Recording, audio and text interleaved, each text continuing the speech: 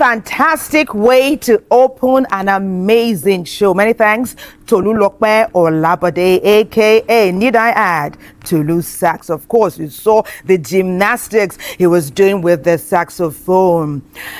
Okay, many of us are making a living, but how many of us truly pause to ask if we're living a life of purpose?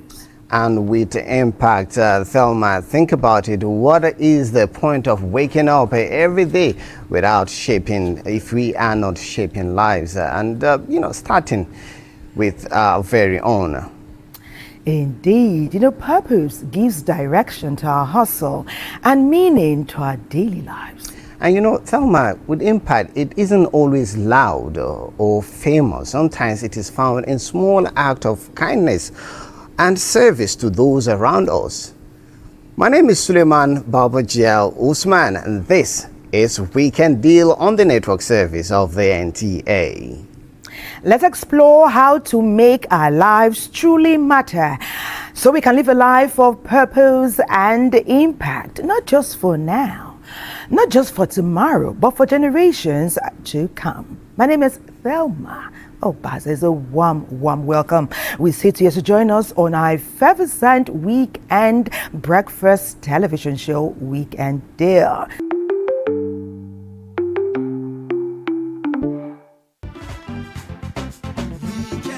They're coming to you. Okay, thank you for staying with us. And of course, all right, so can that music go down a bit? Let them go to him. Okay, the director, if you can hear me, can that music go down a bit? Just hand over to him.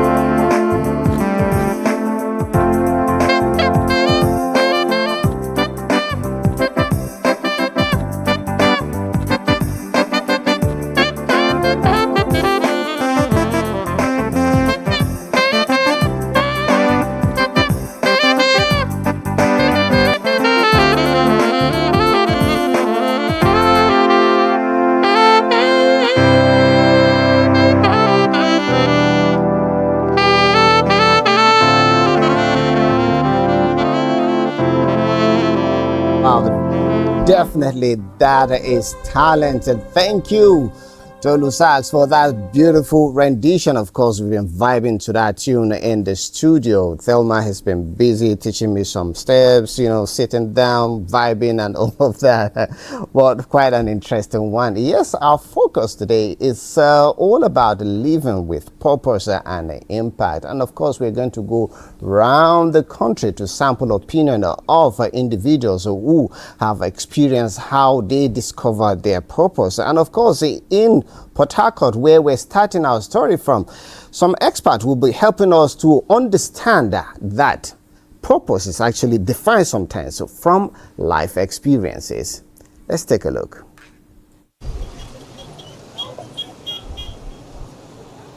Beyond the noise of daily survival, one question resonates across generations. Why am I here? From graduation uncertainties to career setbacks and midlife reflections, the search for purpose is a journey many must embark on. But what truly gives life meaning? Purpose to me is being able to understand your relevance to your society, to your community, to your nation, being able to understand who you are, and not just understanding who you are, but also working towards becoming that person that you found out that you are. For Emmanuel Uche, life seemed clearly planned out at first. He aspired to serve in either the United States Secret Service or the Nigerian Navy. However, when both aspirations failed, he was forced to confront reality. You can walk into any organization or any place, sit down, and I'm just observing what's happening around. And so I thought to myself, okay, where could be the perfect industry for me to fit in? And security has to be one of them. At what appeared to be his lowest point, Emmanuel made a life-changing decision. I said, what could be the possible alternative? And so I saw the VIP protocol, and I had to go into that line. So I feel very fulfilled. I am very happy, in as much as I still aim to attain some height or greater height. For many young individuals, purpose often begins where certainty ends, while some move seamlessly from school into their chosen careers. Angel Attar's story did not follow the usual path. I'm a stand-up comedian, but it's petroleum engineering that I study. Once you get that clearing call, that call inside of you, it will tell you, are you heading right or you're heading left?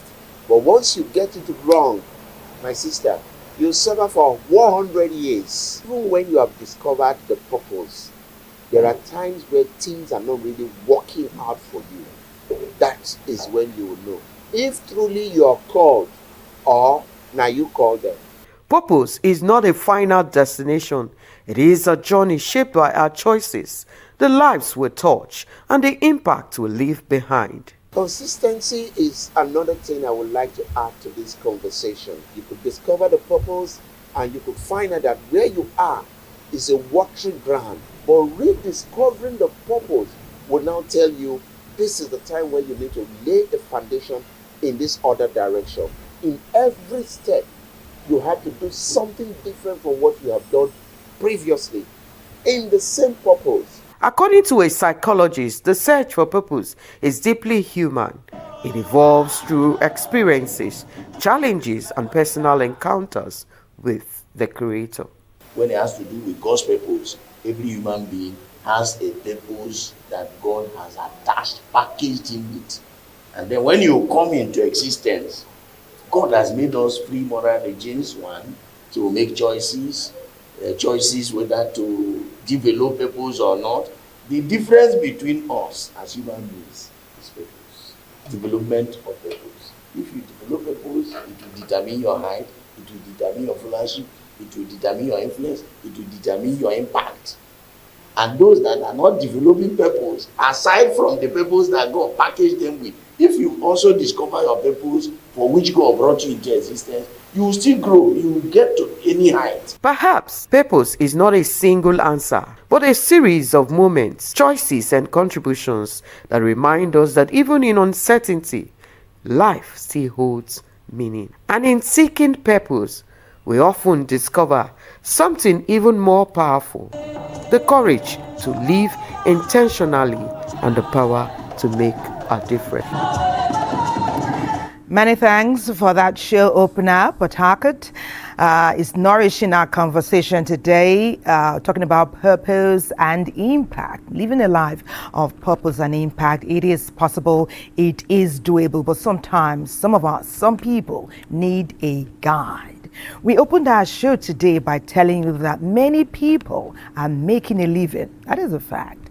But quite a few take time to pause and truly know if they are living a life of purpose and impact. Good evening. Our guests are here in Lagos and in Abuja, right here with us, to nourish our conversation, bring clarity, provide enlightenment, and of course bring us to the meaty matter, which is living a life of purpose and impact.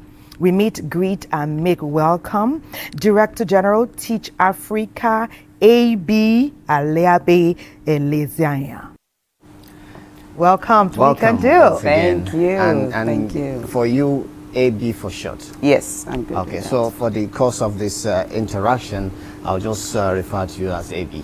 Thank you. It's a pleasure to have you join us. Thank you. It's an honor to be here. You saw our first report setting the tone for our conversation on the show today, and I'm just curious, why do some people or many people often struggle to find purpose in life? I like the way you asked the question. It's because we don't actually know that we're living on purpose. So many people don't know that they're actually already living in purpose. So when we define purpose, we say that purpose is living intentionally to create impact, just to one person, not just to one person, to society, and then to the future generations, the future people at large, just the future. But sometimes, and many times, people don't actually know that they're living on purpose. For example, bringing up a child is actually living on purpose. We define purpose as one person, society, and the future. If you're bringing up a child, it already means that you're living on purpose. But imagine a family that doesn't know, a father or mother, that doesn't actually look at raising a child as living on purpose. And then we will now say we don't know we're living on purpose. Miles Monroe said something. He said, the greatest tragedy in life is not death. It is actually the fact that people live life without even knowing that they're living on purpose. Paying a child's school fees is living on purpose because you are intentionally investing in that child's life and saying this child will become the future of tomorrow. Showing hope and love to somebody is living by purpose. 2 weeks ago, we got a call from a certain school to say young girls were dropping out of school in this Abuja. Why? Because their parents didn't have enough to pay for their tuition fees and they were picking menial jobs. And I asked, how much is the school fees? It was 6,000 naira. PTA is 4,000 naira. So in total per term, it's 10,000 naira. And when the teacher called, it's a school of over 400 students, I just checked my circle and I said, this is the problem. I didn't give it 3 days. I gathered my people together and I said, let's go there. Some people picked 5, some picked 3, some people picked 4. We didn't have to announce it to anybody because right there in our society, there was a problem. And we decided to go in. So people are actually living on purpose. The question, and part of the pathways to finding purpose is many people do not know that they are already living on purpose. The true tester of this is that people think purpose should give fame or purpose should actually give wealth. But most times the test for purpose is not fame, it's not wealth. It's just the fact that you are affecting one person, you are affecting society, or you are affecting a generation. And that's simply the truth. That's very interesting. That's very interesting and very detailed too. So if on one hand, just like you have said, we're touching lives, we're touching society, and we're living purposefully. If we're not doing that, then it goes without saying that we're not living a life of purpose. Right. For example, when the guardians and parents couldn't pay the fees, one could say in a way they are not purposefully aligning, yes, with your definition, even though we know it was challenges they faced. Perhaps they could have gone an extra mile. Yes. But we thank you and your group of friends for taking it on and giving those young ladies, those young students, a life or the opportunity to live a life of purpose. That's how we often see on Weekend Deal. It takes a village. All these kids are ours. So any way we can make impact, we ought. You're right. One phrase I know you're quite familiar with is giving access is not a charity. It's a precondition. That's right. It's a precondition for a just society. Expatiate on that. Just like, of course, it follows with what you've just told us, but take it further. Last week, I watched your show when Dr. Mrs. Awele Richards was speaking about values, and she spoke extensively on that. And if anybody has not seen it, I ask that they go watch that video. It begins with you. What are your values? Because in purpose, your value system will determine where you're going to. It is true, your values are actually even the pointers to where God has called you to be. Every one of us has certain values within us, innate. You build some, others are within you. You came with it, like part of your package. Those values point you towards the area where you're supposed to be. There's people who I used to define purpose as something within you that only you understand. Only you understand the depth. Only you understand the power and the energy with which you're running with.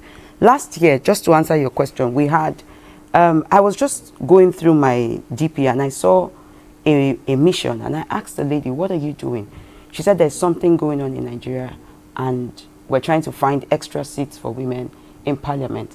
I quickly said to her, I said, this is what I want to do. I didn't want to hear the nitty-gritty of it. I said, this is something I want to be a part of. I asked her for a brief she gave me, and I went all out. What was it? It was about the reserve seat bill.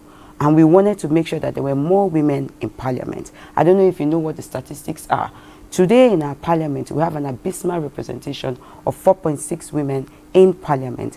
In the House of Representatives, we have 360 House of Rep members. There are only 15 women. In the Senate, we have 109 senators, and there are only 4 women. In the State House of Assemblies, across the 36 states, 960, we only have 54 women.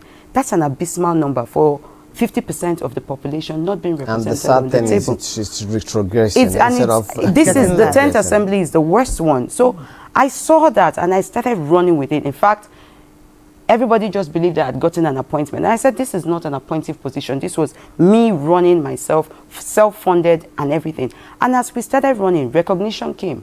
And they made me the South-South coordinator for the reserve seat bill. So in life, nobody ever hands you anything, including power. Nobody gives you power. Power is taken. When you see a problem, I keep saying to us, this nation belongs to us. Nobody is going to come and build this nation for us. You wake up every day, you come here, this is purpose. We sit behind and we're watching you daily living your purpose. And that's how people are living. People are watching other people living their purposes and not actually doing their own part. Well, before Sule takes us to Lagos quickly, I want to just touch on something. Right now you sit as the executive director in Power Hub for Governance. Yes. So have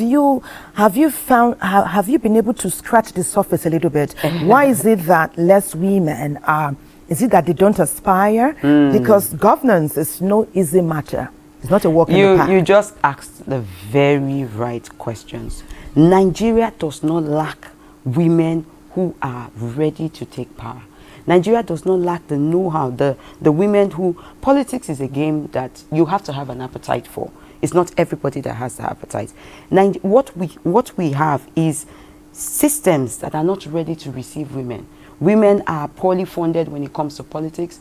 The parties have not opened up for more women to come in because, for example, I wanted to run for House of Rep this year, but I saw that with the way the party structure was, it's not that women are not encouraged. It's just that some of the meetings, which are late night meetings, does not encourage me to come out as a woman. I have things that does not, because of the society that we are in, I cannot just leave my house at 2 midnight to come out. So in that way, if parties are ready to receive women, people would set up structures in such a way that it is easy for us to implement. Across all sectors, the political sector is the only one that doesn't have enough women in the sector. Look at the banks, the 5 figure banks. The women there are doing They're taking fantastic charge. and taking charge. It's just in the political sector. Now, the few of the women that are there are also paving ways for other women to come in. So why did I start Empower Her for Governance? It's because I wanted to create a pipeline where women are not just barging into politics unaware, facing all sorts of things that are going on there, but are properly trained. I just finished parliamentary school yesterday from the TOS Foundation, sponsored by the Switzerland Embassy. It was a 6 weeks intensive program, and we were taken through the nitty-gritty of being a parliamentarian. That has equipped me. When I'm going into politics, I know the structures that I need to set. What happens to us is we run into this place without understanding. I'm well equipped. We were chosen 36 women from 36 states to represent Nigeria, and we went to parliament. Something tells me that informally your campaign is kicking off. I'm actually not. I'm just being passionate about what it is that I do. On a lighter note. Yes. On a You lighter know, note. sometimes because of so much pressure around us, there's pressure, imposed on individuals by the society. Sometimes you find it difficult to listen to your inner voice. That's and, right. this actually helps you shape what your purpose in life. But let's go to Lagos. Let's see how some people have managed to step away from what the other people have, the path other people have defined for them, and they're finding their own purpose in life. Lagos is a city where survival comes first. Rent is due, bills are waiting, and expectations never pause. Somewhere between chasing income and meeting demands, many people quietly lose something essential, their inner voice. The question becomes not just what do I want, but do I even have the luxury to choose? The average person receives about 67,000 thoughts in a day. And most of those thoughts are negative. And most of those thoughts are on repeat. So for you to be able to listen to your inner voice, you have to be able to do introspection, and that entails mindfulness practices. A lot of people want quick wins today because of the age of social media. You think people that you are looking up to got there overnight. So you want to be like them, quick. So you are not really looking within yourself to know, do you really have the requisite skills, if you have the capacity to reach that level or do it like that person? If you find out through mindfulness that you do, by all means start, and you even surpass the person. From family pressure to societal standards, many Lagosians are handed a script long before they discover their own voice. Choosing purpose over approval is not easy. It often means leaving certainty behind and stepping into the unknown. I went to school to get my master's, which I started working. So when it was time for me to now go for what I wanted, my dad was asking me, are you sure this is what you want to do? Are you sure you are ready for this phase? And I told him that there's no other way to get ready than now. In a city where daily life demands resilience, choice can feel especially risky. Sometimes something doesn't seem to be working, doesn't mean it's not working. Work is always working. May not be working for you right now, but it's working on you. So that's why some people want to live their purpose, but they don't know that it also requires a lot of work. And that work could be working on them to help them to have the right habits, the right mindset, the right character, to be able to step out of their comfort zone and do those hard things. The road to purpose is rarely straight. It is marked by doubt, resistance, and uncertainty. But for those who dare to listen and give their inner voice room to speak, something powerful begins to happen. For me, it was more of a calculated move. Over time, I've always had the skill, personal skill to, move into entrepreneurship. And while I was working in the corporate environment, there's always this knowledge that, okay, yes, you can get better or you can do better for yourself. So what I did was basically to look at the skills I had inside of me that could develop and then help me to branch out successfully. So for me, it was more of, I took my time to prepare for it, and then when it was the right time to move, I just entered the entrepreneurship space. In Lagos, finding your voice is not always a matter of convenience. Economic realities are demanding, and survival often takes priority.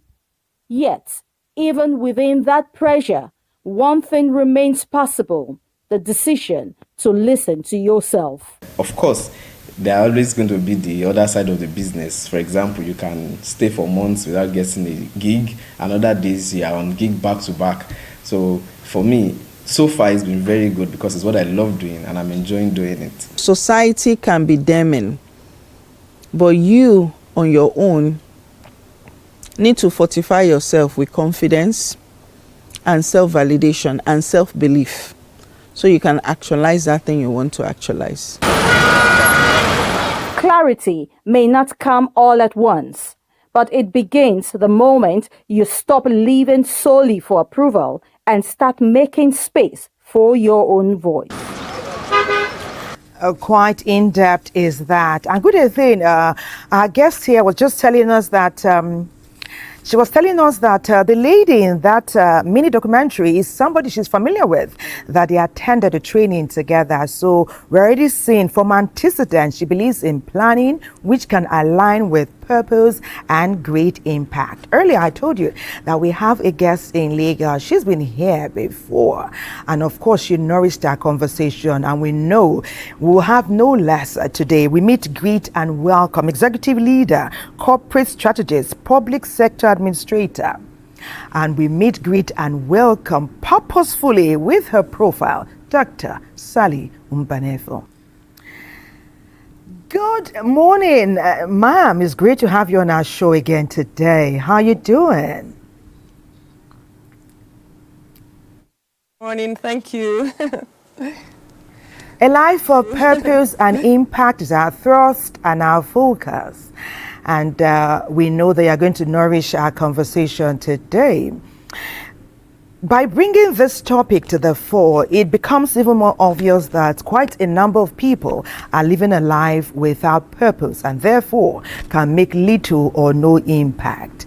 How does that even unravel? How is it that we have some grown-ups who are schooled, who are conversational, who even come from good families, but seem unable to live a life of purpose and impact?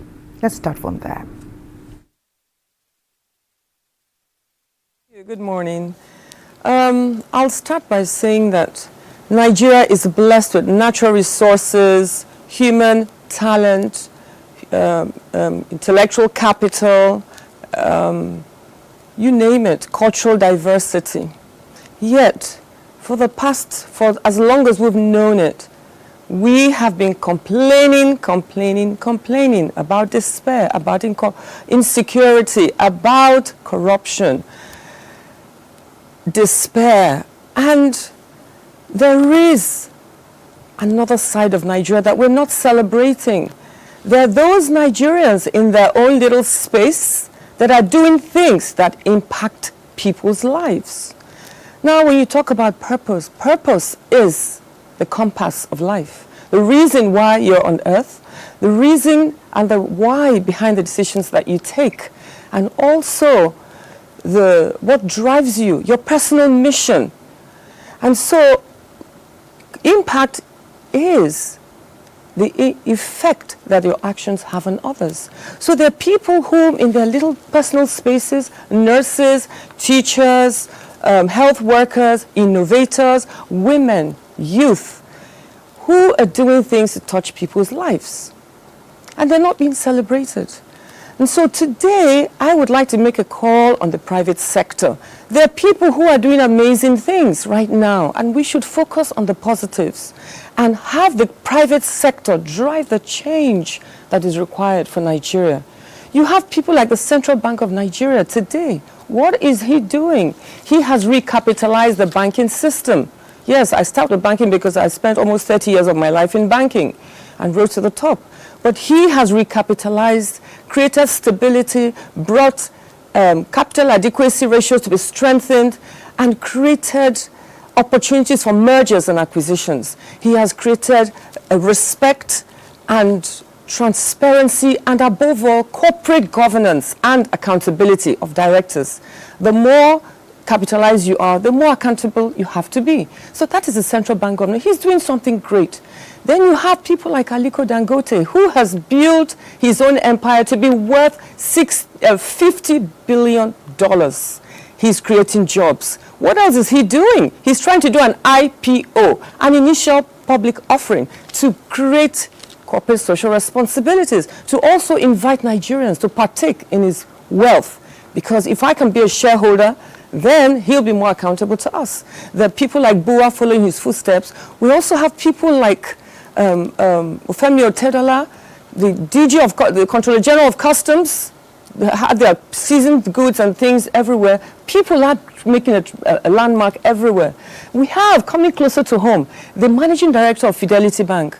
The minute we approached her, she gave us the fullest support. I will provide education, I'll provide jobs for every youth that you present to us nationwide. This is the managing director of a bank, being proactive and taking corporate social responsibility to her heart. Yes, she's a woman. So the system has a lot of women in action. But now, is this time for us to continue to complain? No. This is a time for us to change from complain to contribution. What are you doing in your own personal space? You don't have to have a big stage to make a difference. You can start right where you are.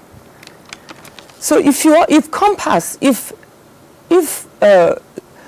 the compass is your personal, is the objectives, then you have to make footprints that will last a lifetime. That is impact.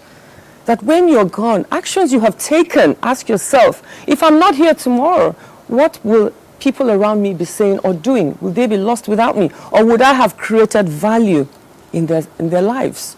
So that is what impact is all about. It's not about doing more. It's about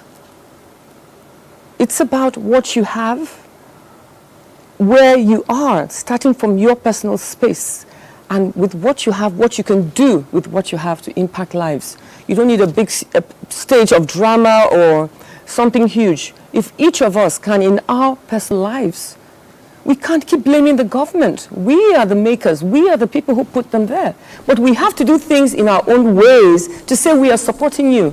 And that is why things like PPP, public-private partnerships, have to come in place. Have we asked ourselves what is happening to the mining sector? I was a commissioner for solid minerals, oil and gas, and tertiary education for Anambra State just 2 years ago. And what did we experience? Piracy, illegal mining. We have totally abandoned the mining sector. We can create jobs. How are we going to grow the GDP of this country if we don't create jobs, if we don't export, so that what we're expending locally and exporting is more than what we import into Nigeria? So these are things we need to think about. The private sector has to have a wake-up call. They have to take the lead in this project, that they are responsible for this economy. The banking sector, you can see in the private sector, they're very busy. The banks are the bedrock of every economy. And once there's stability, now Nigeria has respect. There have been flops. I will continue to congratulate the banking sector because I don't have foreign accounts. Since I became DG, I've been maintaining Nigerian accounts, and I'm very happy. They take care of my needs.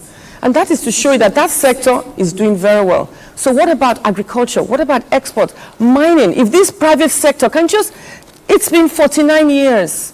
There are 25,000 hectares of land that we have spent there, and 59,000 acres of land sitting there, wasting.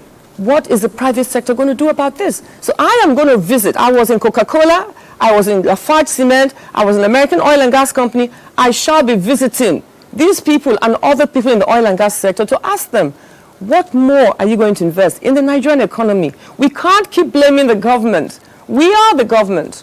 We, the private sector, must drive economic growth, must drive impact in the lives of youth, in the lives of women, and in the lives of the poor Thank you, man, Thank for this beautiful, remark which you have, explicitly made there. And then, of course, we know that you come from a very huge wealth of experience, especially when it comes to marketing Nigeria, giving your past appointments. But you talk with so much passion, and the idea for our next story is actually, how do we turn this passion into impact? Let's join NTA Oshobo, and after that, we engage our guest more. For many people, passion begins as a simple interest and grows into something greater, a commitment to improving lives and contributing to society. From classrooms to hospitals and factories to business centers, many Nigerians are transforming their passion into lasting impact. For some educationists, teaching is more than a profession, but a means to make society better. You normally say something that money is not everything. You see, I actually want students to succeed, to achieve what they want to achieve in life. Then, apart from teaching them in class, at times I normally organize extramural classes for these students, not because of money I want to make from it. And it has been a testimony today. Many of these children, they are not only in university.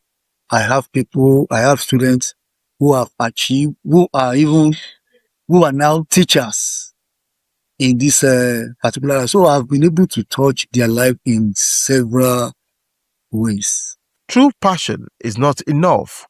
It must be guided by purpose, supported by structure, and sustained by consistency. That is the story of a public analyst who veered into journalism with the focus of impacting the society at the expense of financial benefit and reward. If you want to choose career, if you want wealth, there are some careers you don't quickly venture into. If you want to make impact in society, that is when you choose to do some jobs. Along the line, it might bring wealth, but if wealth is the focus and the primary function of it, you may have to look away. So before I entered even any government service or what have you, I wanted to impact on society. How can we make the difference? How can we make a change that will make the majority of the people in a nation, in a community, in a society feel served by the system? The individual and society was talking about, if you don't take care of an individual, it might become a problem to society. To be a public analyst and I want to be wealthy by age and I'm not wealthy, you understand? I'll be thinking maybe I failed. But if people are happy and they say, oh, God bless you, you speak our mind, that's settled. That's my wage. For entrepreneurs, passion often becomes the foundation for innovation and job creation. Many business owners are turning creativity into opportunities that empower others and support economic growth. Being a professional cosmetologist, I've touched so many people's lives, both home and abroad. I have a student from abroad. Some will come like just for 3, 4, 6 months. They will come, they will train, then they will go back to their base. But today, as I'm talking right now, like federal governments, they just give us one grace. In fact, I think there's a training called TVES from federal government, from Ministry of Education. I just trained 200 students here in Oshobo. Indeed, turning passion into impact requires vision, dedication, and the willingness to serve others.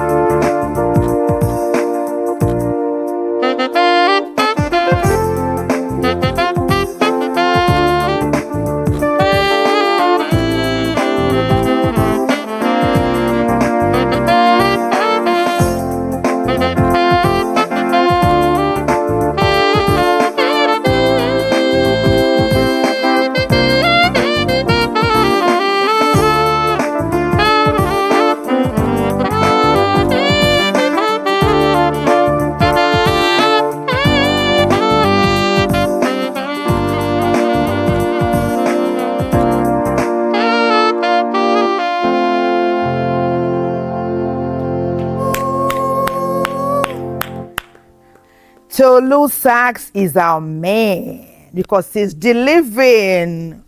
He's firing from all cylinders. That was quite impactful. Definitely. And in alignment with our conversation, he's living his own purposeful life. Right. Thus, he's making impact. That's right. All where he was performing, you were nodding, I was tapping, I was dancing, you know. My dear AB here was dancing, rocking her eyes, yes. her ears. In fact, when I looked into her mind, I saw the alignment and the impact that Tolu Sachs was making. We were having fun. Thank you. Thank you so much. Music does have its own message, you know. and healing. It touches all those right points. That's right. We're talking about a life of purpose and by association impact. And as interesting as it is to note those who are highly esteemed in our society, who have worked assiduously over time to achieve what they have, we do know that we can draw attention to areas that have not been as highlighted. And that is not criticism in itself. Right. It's saying, if we have done this well, let us gather together again, all hands on deck, and do it even more so it can be better, so our entire society can be well nourished. Okay, I was just, when we were talking earlier, we behind the scenes and then in front again, you have drawn attention to your passion. Your passion is change, and you believe in planning and preparation. And little doubt that your Montessori school is also a veritable platform for young people to find their purpose and make impact.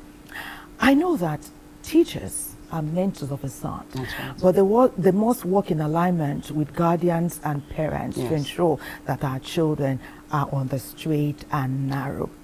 How vital is mentorship, whether it's physical and formal or informal? It could be online, it could be how vital. And how should more people seek it? Right. I am a composite of many mentors. I'll begin with my mother. I'm flying on her wings right now. She's late, but from a very early age, she taught us the essence of education. She says, educate a woman, you've educated the community. And you know, we've said that purpose is helping a child, raising a responsible child, giving a girl in school fees. The third one is mentorship. We cannot overemphasize the importance of mentorship, because when you mentor, you're giving life to the next generation, where every one of us, including you, if time would permit you, because I know how busy your schedule is, do you know the amount of young girls who are looking up to you and saying, I want to be there someday? But it takes intentionality. It also takes building structures so that it outlives you. Tara Fela Durotoye did a training on building beyond you. The training looked like I didn't need it, but I said to myself, I don't want to be stuck or live this life, like the last speaker said, and not be impactful. I have to put structures that would make whatever I'm doing live beyond me. I left my husband, asked for permission, and that is somebody that has mentored me in another way, because he has given me wings to fly. And I went to Lagos 3 days, and we sat in that training for building beyond you. There is nothing that is most impactful as mentorship. And it can start from a very small age. I know you talked about the senior people, but in our society, what have you learned? I'm first a teacher. I always say to people that I'm a teacher first, because that's the background that I came from. What you have learned that you can teach to somebody else, that makes you a mentor. It doesn't have to be something serious. Did you learn how to make hair? Can you teach somebody to make hair? Do it, because that not only impacts the person's life, but the person would run with that skill and then impacts the society. Everything we do cannot be about us. It has to live from us to affect our world and then to affect our generation. So you're right to say that mentorship is a movement that must be encouraged. I see so many mentors around in Nigeria. We don't lack mentors, but we need to even raise more mentors. Are you doing something at home? And are you thinking that nobody is watching you? The truth is, people are always watching. Open up yourself more and begin to teach the next generation, the one below you. There are even people who are above you. For example, cyber, IT, a lot of AI, a lot of our senior generations don't understand it. You can mentor them. Somebody came to church and taught the generation above me AI, and they were so excited that you could create flyers on AI, and they came the next day to church and they were like, oh, I did my own flyer, I did my own. That is a life of impact. Creating impact, which is very important. Now, let's just go back to Lagos. I know our Lagos guest talked about Lagos guest talked about the need to go beyond the negativity we're experiencing in the country. Okay. Just before we go back to Lagos, let's just take food and nutrition, and after that, we get to engage our Lagos guest. Many thanks, Ene Abba. It's actually Thelma and Suli today.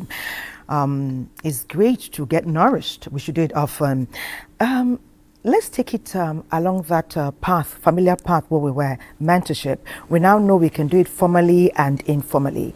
We also know that younger people these days are living a more sophisticated and modern lifestyle. So mentorship can be tweaked a little bit. How can more young people access the wealth of experience that mentors can give, even when they don't meet them physically? You just sound like you're within me. Service. Serving. A lot of us want to be paid for things that we do for people. But the fastest way to be mentored is to serve somebody without wanting to get paid.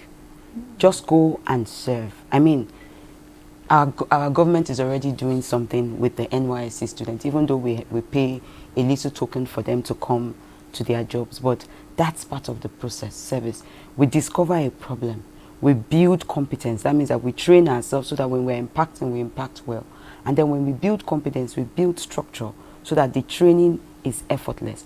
But when the people come, do you who is the mentor, do you have the capacity for them to serve you more? So that means that you first build yourself before they come. But when they come, are they ready to serve? We're in an age where technology, information is vast. So I can sit here and train myself. However, when you work under somebody, if I was to come and be mentored by you, there's a whole lot of years that you have, over 25 years of experience. I cannot buy that with money. It's only service that can open me up. And the Bible says when you honor a man, you make way for yourself. Service. If you see somebody that you admire, most times people don't want to employ somebody because they have to teach you to do the work that they are paying you for.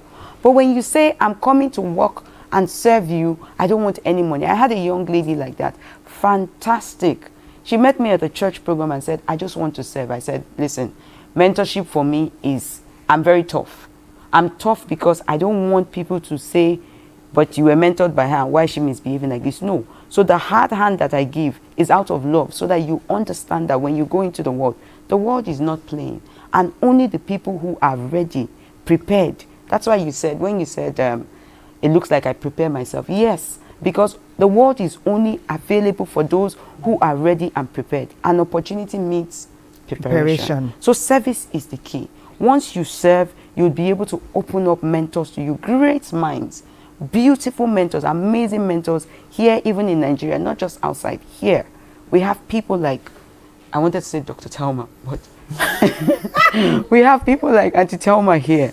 And we have people like Uncle Abbas, so Uncle Sule, who are great mentors for people who want to be in the media. So for me, service is the door that service for you is the key word. But let's go back to Lagos, where Sally Mbanefo has been patiently waiting. Now, let's build on your last remark about, the need to go beyond the negativity around us and celebrate those positive impacts that we have made. And in that, it's actually a purpose that would definitely lead to a significant impact in Nigeria, most especially in selling the country. Now, would you concede that fear and financial insecurity is actually preventing people from finding purpose in life?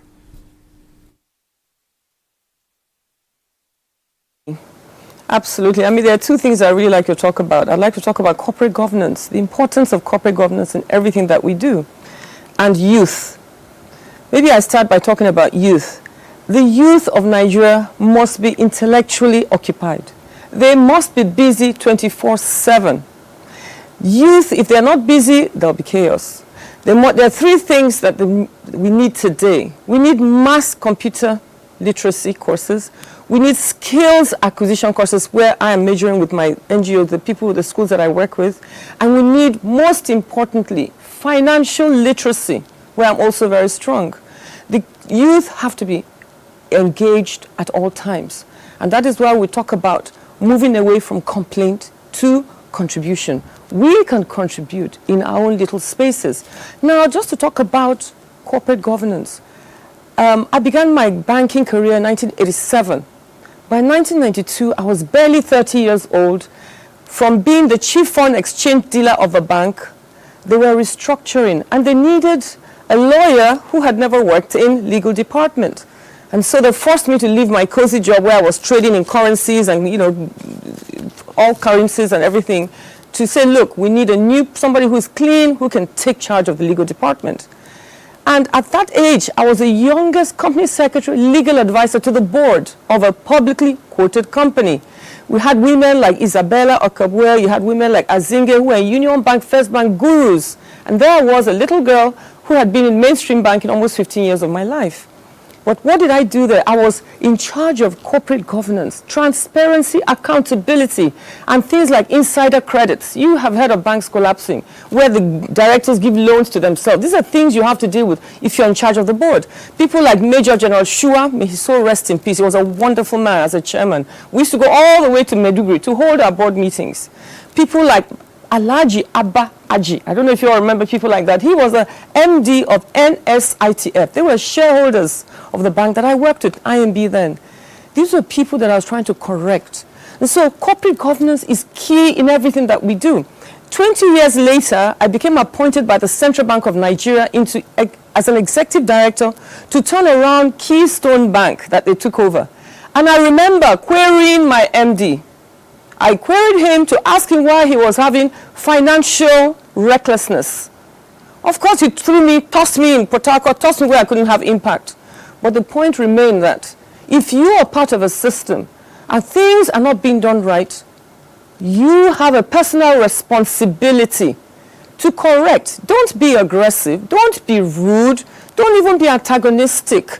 But they need to know the consequences of corporate governance. Aliko is taking his company to the market. That's because he's seeking corporate governance. He wants accountability. He doesn't want a one-man show. He wants shareholders to know what they're doing. And so these are things we need to talk about, that the youths in Nigeria must be busy. It's not about doing more. It's about doing what matters, where you are, and with what you have. Nigeria has a lot of problems. It's a country full, not short of problems. Nigeria is also a country not short of possibilities and opportunities. So these are things that are very important, that the Nigerian youth have an idea that they will have things to celebrate. Like the lady speaker said, even the women and the gentlemen with us have to be celebrated. Like the average woman on the streets, the farmer, the innovator, people who are creative, they need to be encouraged. And Nigeria is not the only country that is suffering from issues and things. We just need to focus on how we, in our own individual spaces, can make a difference. And so these are things that are very important for us to talk about to our youth in mentoring them. We also need to know about other sectors that can, encourage the youth. For example, they need to do as a young person 20 years ago, because of my belief in the private sector, and to say thank you to the Southwest. I'd worked 30 years, now I've worked 40 years. 30 years out of my career, Southwest invested in me. And so 20 years ago, I decided that all this money that I'm making, and as a banker, I don't wear jewelry, I don't care for gold, diamond, I really don't care for those things. Neither do I care about lace or what have you. But I do care about people around me being happy. So I set up this NGO in 2007 to create education for the youth in the Southwest. So I began this for the first 10 years, only the Southwest was doing this. So I am not from the Southwest. I am a Nigerian. But I believe in the private sector. That is why I'm saying it's not fair to keep calling on the government, because you have what you call public-private partnerships. We need to collaborate with the government. We can also be part of that government to help. But those who cannot, in their own personal space, in their little stage, can make a difference in every way that they can. And so I began to look after schools. I work with churches. I began 30 years ago to teach in every Sunday, tete-a-tete or youth forum with Mrs. Sally Mbanifo. That's how I started. Then as I began to do the youth forum, the priest told me, look, madam, we have no success. We're trying to get the youth to be involved. I said, Father, you're wearing a cassock, you're wearing white, you look so morose. Look, I'm in my 40s, I look in my 30s, I wear trendy clothes, I wear high heel shoes. I think they can relate to me. Let me try your youth. And that's how he started. And he told me, oh, you get only 5 people. Yes, only 5 youth came. After the first time, I employed an expatriate to work with the men while I worked with the women. And what were their problems? Paying of school fees, their mothers can't pay rent. I said, look, they were also hungry. So every Sunday, I cook jollof rice, cook whatever, chicken, what have you, feed them first. Then we talk about their problems. I'd handle the women, and this gentleman will handle the boys. And that's how we kept a dossier. And I came to the priest. I said, look, my people are almost 100. You said nobody will come. They need to be listened to. Youth need compassion. They need a listening ear. And because of that, I set up a microfinance bank for the women and the youth. And so full-time, we're giving loans to these women. I had been doing it without charging interest, which I've gone back to doing now since I've taken other jobs. But when I got appointed as an executive director by the central bank to turn around the bank, I had to close my microfinance bank. voluntarily to do government work. But now we're trying to now bring it back so that we can provide all these things. So the youth in Nigeria must be engaged, positively engaged. Computer literacy, mass skills acquisition. In Benue State, I'm looking after 6 schools, Kaduna 4. Thank you, ma'am. 30, almost 20.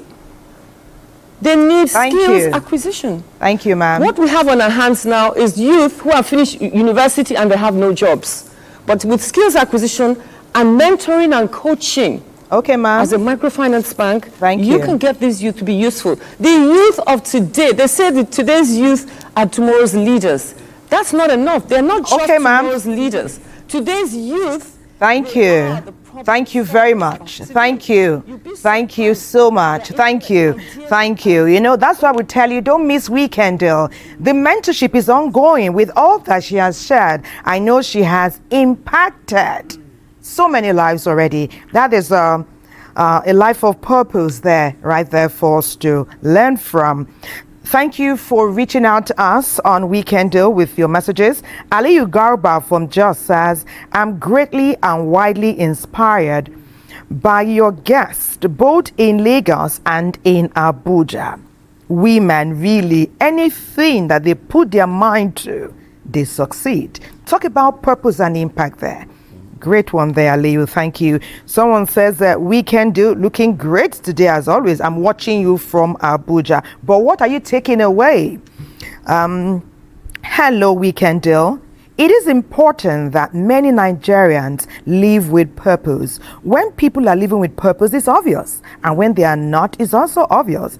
I also believe that many people are facing mental and emotional challenges with their health, and is affecting their purpose and also their impact. Thank you. Are you a medical professional? Okay, someone says, hello everyone, hello presenters, hello to our amazing guests. He said the guests are speaking truth to the matter from different angles. When we put it together, we are enriching our knowledge. And if we really want to bring about change, we should not just listen, we should take into account and try to impact this in our lives. Okay, maybe embed this in the way we live. Thank you. He says his name is Director Daniel from Plateau State. Okay. Someone says, don't blame Nigerians that you don't have enough women in parliament. Okay, I don't think it was blaming per se. She was giving us the statistics, would you say? She was letting us know what is happening now in real time. No blame was passed, but she was looking at ways in which we can make it better so women have a richer representation over there. But why, just a minute, but why do you think more women? Is necessary to have more women over there? It's because of what women do naturally. So education sector, health sector, building social amenities come easy to women. Even at home, just looking at a mother in the house, when there's a mother at home, so many things are handled. So impact that into the society, and then you will see that there's difference. In fact, McKinsey research showed that if Nigeria had more women in parliament, we stand a chance of gaining $250 million per year. Is the social capital of a woman, and it comes easily to women to impact in education, to impact in the health sector. Why would a man be in charge of women's health? Who talks to our young girls about their health systems? It is because it is a woman's role. As a woman, when you see a young girl who's not doing what she's supposed to do, even whether it's menstrual or whether it's, you quickly correct her. You take it personal. You quickly enter. That's a mother. We came with that gift, and that's what it is.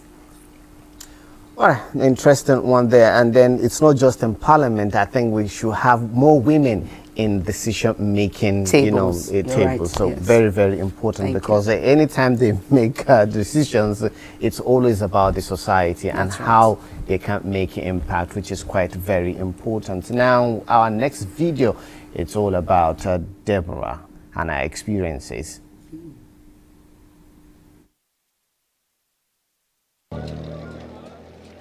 Living with purpose can be fulfilling, but it also comes with expectations. The expectation to succeed, to stay consistent, to prove that your calling truly matters. For many, purpose becomes more than a passion. It becomes a burden. Burnout is one of the most common hidden costs of purpose-driven living.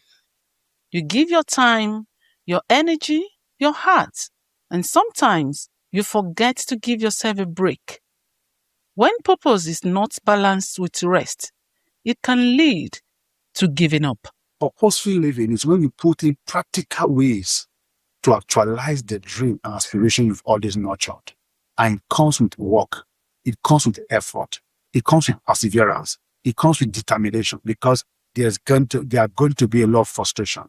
There are going to be a lot of challenges. There are going to be a lot of obstacles. People are going to cast doubt. In fact, a time will come you will doubt yourself that, am I right? What I'm doing, is it making any meaning? But when you know that your job is to put smile in the life of one person at a time, you begin to actualize purpose. If you know your mission in this world, you know how to ensure you put in everything that is required to accomplish that. If you do not know, then it's difficult for you to aspire to adding value. So, a purposeful life is one where you can envision where you are going to. That's where every single step will lead you there. Because the journey of 1,000 miles starts with a single step. So you can plan, you can strategize, you can invest and galvanize your resources towards achieving that. If you know you are living purpose. Purpose does not guarantee success. It often comes with failure, the business that didn't grow, the opportunity that didn't come, the effort that went unnoticed. Failure can make you question everything, but sometimes failure is not the end of purpose. It is part of the process. When you are pursuing your purpose, you come to the point of self-doubt. Self-doubt is when what you are seeing around you is not in support of what you think you want to do. They are natural, they are tests, they are trials. There are things that must test, because every vision must be tested. Every vision must be tried. So every purpose must be challenged. Some people even tell you, what are you doing? And oftentimes it comes from those who are closest to you, who will doubt you. At that point, what you need to do is to withdraw to your innermost self. In the midst of the noise, in the midst of, in the plethora of confusion, purposeful living is with that silent voice that line your path. There's a difference between I fail and I'm a failure. I fail. Now, there's a difference. When you say you fail, it means that you can overcome that challenge and bounce back. When you see you're a failure, you have personified it, it's difficult for you to come back. So your choice of words, even the way you describe the situation, matters a lot. You tell yourself that light at the end of the tunnel is not another train, but actually a way of getting your emancipated. But look forward. Be positive. They are positive in a lot of things can be overcome. Positivism is key. The hardest part is the silence. People see your passion, they admire your dedication, but they don't see the sacrifices, the sleepless nights, the doubts, the quiet battles within. Living purposefully is powerful, but it is not always easy. If your purpose feels heavy, it doesn't mean you are on the wrong path. It may simply mean you need support, rest, and patience, because sometimes even purpose needs healing.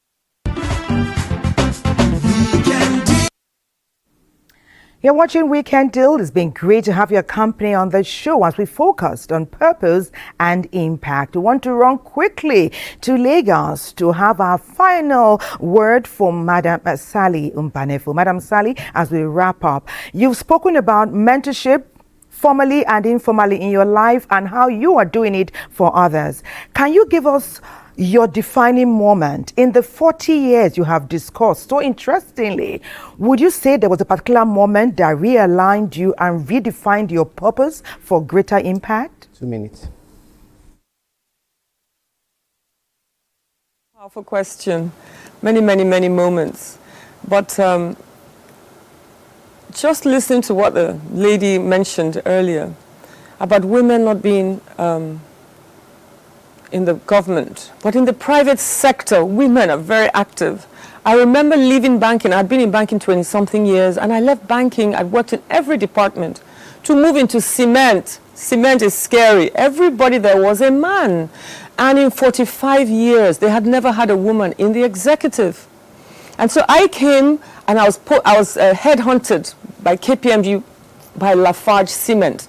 Lafarge Cement is WAPCO. They own WAPCO for the Southwest. They own Atlas for the South-South, and they own Ashaka Cement for the North. And so I arrived there, the first woman in 45 years in the executive. That was tough for me. In banking, we wore perfect suits, high-heel shoes. Everybody took care of everyone. In cement, it was rugged. It was rough. And so this made me realize it wasn't race, it wasn't sexism, it wasn't the fact that they didn't want women. Cement was actually very tough. And so when you finish at work, everybody runs home. And then they leave me, and in banking, are you okay? How are you going to get home? So that was a real culture shock. So working in cement was fantastic for me because I thought I was tough, but I found a system that was tougher than what I was going through in banking. We had to wear dungarees, wear boots. I'm always in Shagamu or in Ewekoro, settling wars between the communities that are suing us for destroying the earth and things. I'm having to go make my speeches in Yoruba to the KBAC, and I'll get, Iyauge of Ewekoro, and all these titles I got, from the Oni of Ife giving me the Moremi of Ile-Ife and the Ilalfi of Oyo, never starting Shango Festival without me. So these are moments where I realized that being a woman in a man's world was a big deal. And that is why I respect Nigerian men compared to South African men or American men, where they're having mental issues regarding slave trade and all. Nigerian men are very good. For you to survive the Nigerian men, you have to be so good to enter their space. And they allow you into their space if you're focused and respectful and you're decent. And so I would have a message to youth, please. Financial literacy begins with financial discipline. Purpose gives direction, but discipline creates success. You can't achieve anything without discipline. I've been waking up 5 a.m., leaving my house 6 a.m. every day for 40 years. I'm still doing it whether I'm working or not. I continue the activities. In an economy that is difficult, your skills will become your currency as a young person. And so you have to keep a positive mind with Nigeria. So purpose, to round up, is the compass, while impact is the footprints that you leave behind. So I end up by saying, find your compass and leave footprints that will last a lifetime. Thank you very much. I remain positive at all times. We're all ambassadors. You don't have to be in government to be an ambassador of Nigeria. At all time, we are all ambassadors. Thank you, Sally Mbane, for that wonderful, thought. Of course, she helped you define purpose for what we're doing now, because we're trying to make impact, and I'm sure we have made a lot of that given by the messages we've been having. Now, for you, as we wrap up, social media is something else. It somehow clouds, some people's mind to define what success means to them. Now, how can we, stay focused in terms of defining our purpose to make impact?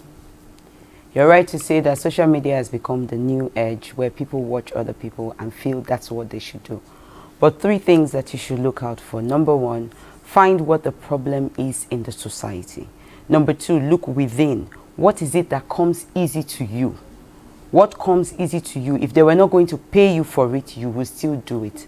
And number 3, when the problem in the society, your findings, and the solution that you have meets, that is purpose. So don't look at other people as somewhere where you need to be. Look within, find the problem, merge the solution with it, and that's the purpose that you have. Who are these powerful ladies? Woo! It's been a powerful, powerful show. Many thanks to Madam Sally Mbanefo in Lagos, and AB Alaibe Elysian has been great. Woo! So haven't you had fun?